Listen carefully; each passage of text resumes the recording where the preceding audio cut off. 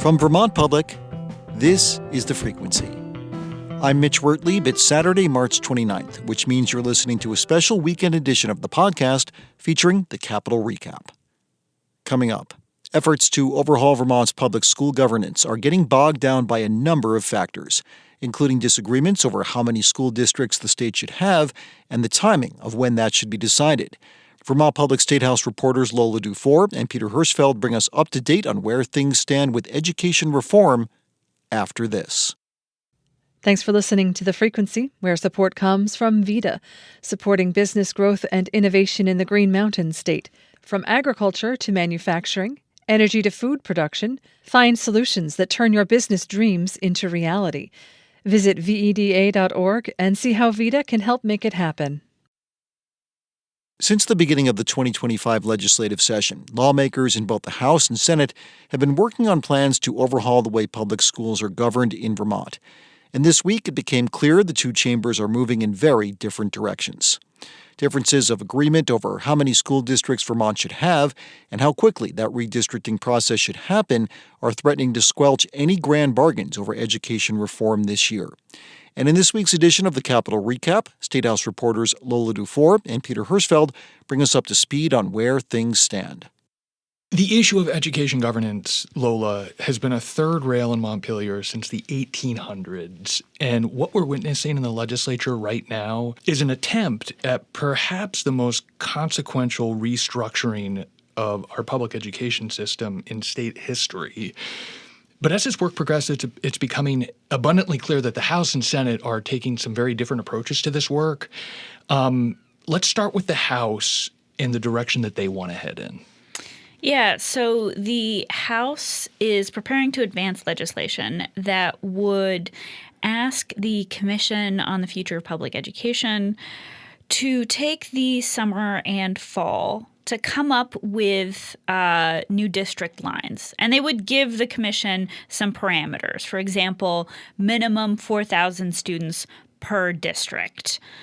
So that's the tack they want to take. They want to wait until next year, to see what those lines are and then to enshrine those into law. All right. So farm it out to this independent commission that already exists, we should mention, already established. The Senate looks like they're eager to move more quickly than the House. And it's also taking an approach that looks a lot more similar to Phil Scott's proposal. And let's just remind folks, he wanted 5 giant districts statewide instead of the 114 or so we have right now. 119. What is the Senate looking at? So the Senate is looking at basically having 9 governance structures. And I'm using that word intentionally, and it's not to confuse people. So they want to have 6 districts. So just, that's what they sound like. And then they want 3 supervisory unions. And a supervisory union, this confuses a ton of people, is kind of like an umbrella school district.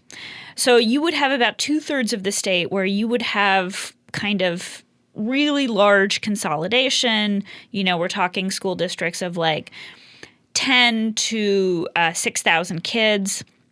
And then you would have about 1/3 of the state where you would have these supervisory unions. And within those, you would have smaller districts that are larger than we have now, but still much smaller. Big picture, this education governance consolidation plan is to find efficiencies in the system, right? People are concerned about how much education costs. There are a lot of elected officials who believe that if you have larger districts, that you can save money, fewer administrators, maybe fewer schools. But the sticking point on governance seems to have a lot to do with choice. And I gather that the Senate, both the Senate and the House approaches are designed to help resolve some of these choice issues? Well, it's unclear how the House resolves the choice issue. Really, the House is kind of leaving that conversation also for next year and saying, once we have the lines, we'll figure out what we want to do about choice. The Senate's map is basically designed to maintain the status quo when it comes to choice. So the reason why they're doing kind of more clean-cut consolidation in some areas and more messy consolidation in others is that they're trying to preserve choice where it currently exists today, particularly around the catchment areas for the four historic academies. So Thetford, Burton, St. J, and Linden Institute. And so that's why, the Senate is taking the approach that it would. Otherwise, it would consolidate probably more aggressively. Phil Scott has made it very clear he thinks the governance question needs to be settled this legislative session. But in pushing questions about governance to an independent commission, it would seem that the House is saying, we don't think we have the information we need to make this critically important decision. And it strikes me as a difficult position to get somebody off of, right? On an issue as important as this one, how is the Senate or Phil Scott going to compel a legislative body to do something that they don't think they have the information to responsibly do right now? Yeah, that's the question, right? I think there's definitely a scenario where Republicans join together with moderate Democrats in both the Senate and the House to pass something more quickly. But I think it's unclear right now whether or not we would see that sort of coalition, although it does seem to be a real live possibility. For now, however, it seems like the House is kind of holding firm in terms of the Democratic caucus, but we'll see if that kind of falls apart. We've spent all this time talking about education governance. We've not talked about the money side, right? The big foundation formula that both chambers are also working on. What can we expect to see on that? I think for that, we have to stay tuned till next week. The politics seem a little less messy right now on the money question because it seems like the House is going to develop something and then send it over to the House. We are not yet seeing a House versus Senate divide there, but we don't have the numbers yet. So let's wait until we have those to talk more about it.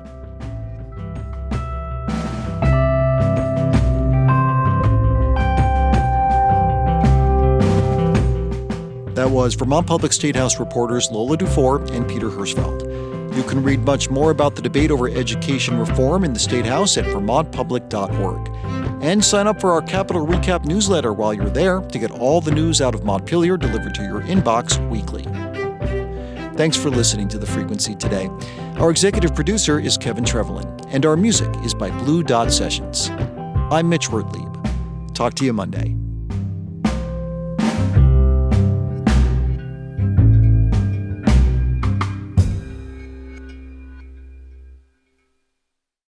Each morning, it's a new opportunity, a chance to start fresh. Up First from NPR makes each morning an opportunity to learn and to understand. Choose to join the world every morning with Up First, a podcast that hands you everything going on across the globe and down the street, all in 15 minutes or less. Start your day informed and anew with Up First by subscribing wherever you get your podcasts.